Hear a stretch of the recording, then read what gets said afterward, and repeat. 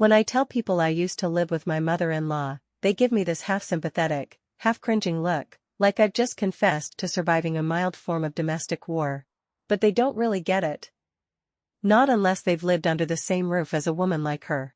When I tell people I used to live with my mother-in-law, they give me this half-sympathetic, half-cringing look, like I've just confessed to surviving a mild form of domestic war. But they don't really get it. Not unless they've lived under the same roof as a woman like her. Susan. The queen of fake smiles and backhanded compliments. My husband calls her mom, but I've always called her a test from the universe. And if that's true, then I failed, spectacularly. It started the day Marcus and I got married. We were fresh out of grad school, broke, and trying to piece together a life. Marcus's solution? Move into his mother's house for a few months until we could save up. I didn't want to. I really didn't. But he looked so sure of himself when he said, "She's not that bad, babe. And we'll be out in 6 months." I should have known. The first red flag? Susan made us sign a rental agreement. I'm not kidding. She handed me a manila folder at the kitchen table, her lipstick too bright and her smile too wide. "Just a formality," she chirped. "We'll all feel better with clear expectations." Marcus actually laughed. I wanted to scream. Rent. In her house. While we shared a bathroom with her dogs. And you know what the kicker was? She only charged me. Not Marcus. "He's my son," she said with a shrug. "It's different." Different. Right. At first, I tried to be civil. I brought home flowers. Cooked extra at dinner. I even baked that damn zucchini bread she mentioned liking once. But nothing was enough. If I folded laundry, I was doing it wrong. If I cleaned, she'd follow behind me with bleach, muttering about standards. She made a point of sighing dramatically whenever I was home too long, saying things like, "You know, when I was your age, I already had 2 kids and a house." I was freelancing in graphic design at the time. It was a hustle, and she never respected it. "Oh, so you draw for a living?" she'd say, smirking behind her wine glass. "That must be fun." But the rent, that was her way of reminding me who was in control. "This isn't a charity," she'd say whenever I pushed back, "and if you don't like it, you're welcome to leave." Marcus always defended her. Always. "She's old school," he'd say. "She just wants us to be responsible." No, she wanted me to be small. I remember one night, I had a panic attack in the bathroom, door locked, lights off, because Susan had cornered me earlier about the groceries I bought, too processed, the way I folded towels, too sloppy, and how I left the porch light on. "You'll drive up the electric bill." When I told Marcus I couldn't keep doing this, that living here was tearing me down one sarcastic comment at a time, he sighed and rubbed his temples like I was the problem. "She's helping us," he said. "Can't you just be a little more adaptable?" That's when I knew. I wasn't just living in Susan's house, I was drowning in it. The rent was just the price of my own erasure. But something inside me, something that had been shrinking for months, sparked back to life. I didn't know it yet, but the woman who cried in that bathroom would be the same one who set the match later. Who'd learned that survival wasn't about endurance. It was about escape. I started hiding cash in an empty oatmeal tin in the back of the pantry. That's how low it had gotten.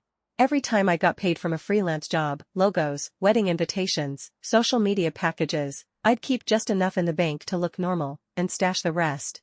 Not because Marcus was stealing it, no. But because I didn't trust him not to tell her. Susan had a way of prying into everything. Our mail. Our laundry. Our damn leftovers. If she noticed a new lipstick in my purse, she'd tilt her head and ask, "Did Marcus buy you that?" Like I wasn't allowed to have nice things without his permission. But Marcus. He still didn't see it. "She's trying," he'd say, even after she accused me of ruining his credit because I used his Target card to buy us groceries. Trying? No. She was thriving on the control. And the rent? That little invoice she slid under our bedroom door on the 1st of every month, printed, signed, with the same smug note at the bottom, "Please pay promptly to avoid confusion." I started signing it with a smiley face and slipping it under her coffee mug when she wasn't looking. Passive aggression was the only language we both spoke fluently. But something in me had changed. The night I overheard her telling Marcus, "She's not wife material, you'll see, she doesn't have staying power," I didn't cry. I didn't even feel the usual sting. I felt heat. Low, quiet heat. Like something under the floorboards. I started to fantasize, not about leaving. Not yet. But about beating her at her own game. I started small. I took over laundry duty. Every load perfectly folded. Labels out. Scented drawer liners. Susan hated it.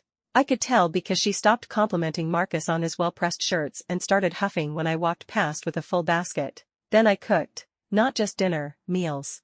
I taught myself her family recipes, down to the damn lemon zest in her Sunday chicken. One night, she came home to find her famous squash lasagna already on the table. She stared at it, frozen. "You've never made this before," she said. I smiled.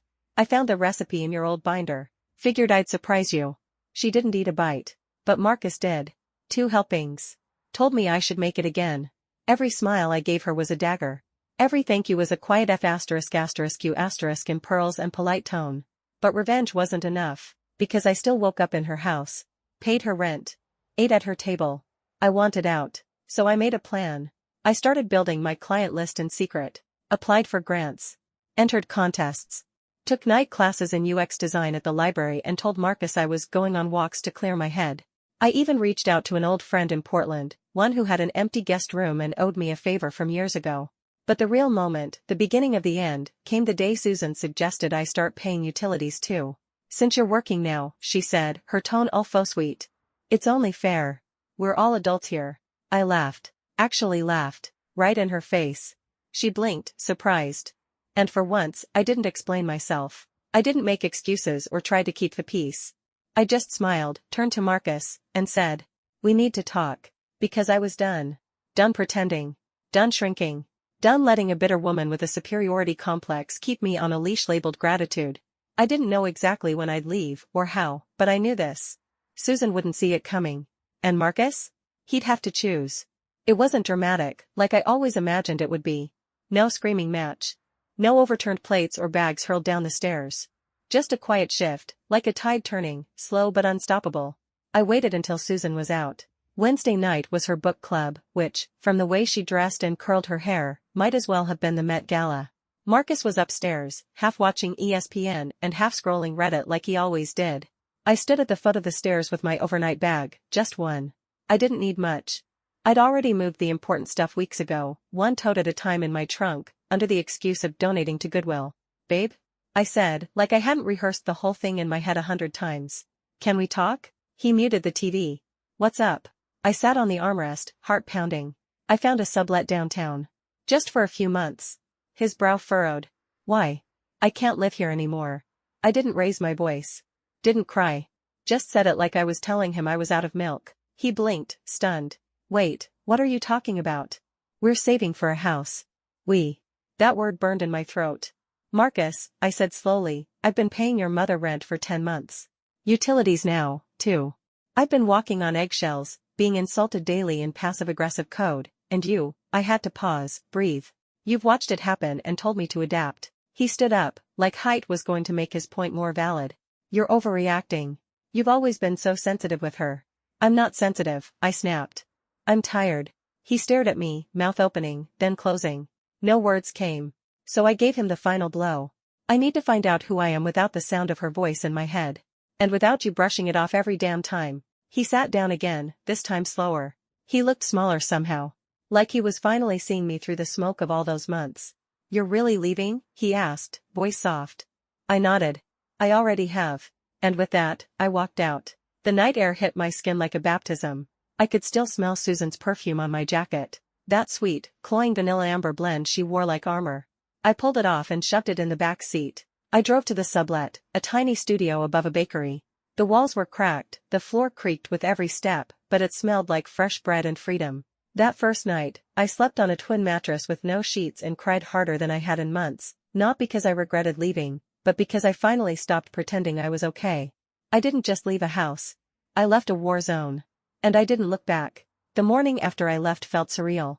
I woke up tangled in a blanket that smelled like cardboard and lavender dryer sheets, sunlight leaking through slatted blinds, and for the first time in what felt like years, I didn't feel dread. No passive-aggressive notes taped to the fridge. No heavy footsteps pacing outside the bathroom door. No voice reminding me of how much space I took up. Just quiet. I made coffee in a chipped ceramic mug the last tenant left behind and sat cross-legged on the windowsill, watching the world go by like I wasn't part of it yet, but I would be. I'd make myself part of it. The first few weeks were weird, freeing, lonely, and terrifying in equal parts. I worked non-stop, landing 2 new clients, finishing a full rebrand project, and, this still feels surreal, selling my first digital print collection. I even got invited to speak on a local podcast. Nothing fancy. Just enough to make me remember who I was before Susan whittled me down to a convenient scapegoat and Marcus looked the other way. He tried calling. Of course he did. First it was guilt, I miss you. Mom didn't mean it. Then, anger, I can't believe you just walked out. And finally, desperation, please come home. We can fix this. But there was no home to come back to. Just a house where I learned to swallow myself in pieces until I didn't recognize the woman brushing her teeth in the mirror anymore. I didn't reply. Not even when he showed up at the bakery below my apartment, standing by the front window like some sad, rain-soaked movie scene, except it wasn't raining and he wasn't tragic, he was just late. Too damn late. He knocked once. I looked at him through the glass, set my coffee down, and walked back upstairs. He didn't knock again. The final straw came a few weeks later, in the form of a letter from Susan herself, handwritten. In cursive. Like we were pen pals and not two women who'd been locked in a psychological Cold War. Dear Lila. I hope you're well. Marcus is devastated, and I have to say, I never thought you'd actually give up on your marriage so easily. Marriage is about compromise. You were too sensitive, but you had potential. I sincerely hope you'll reflect on your behavior. If you decide to come back, we can try to start fresh. I laughed so hard I nearly dropped my tea. Start fresh? After charging me rent, after making me feel like a squatter in my own relationship, after calling me a burden to her son's future? No. I didn't want fresh. I wanted gone. And I already was. I changed my number. Rebranded my business. Applied for a shared studio space with other local creatives and found myself building a new version of life, not perfect, not flashy, but mine. I painted my walls mustard yellow. I adopted a cat named Radar who hates men and loves sitting on my keyboard. I wore lipstick again. Red. Just because I could. Sometimes I still think about that house. About Susan's pointed looks and Marcus's weak silence. But I don't dream about them anymore. I don't dream about anything that happened in that house. Because now, I'm too busy living.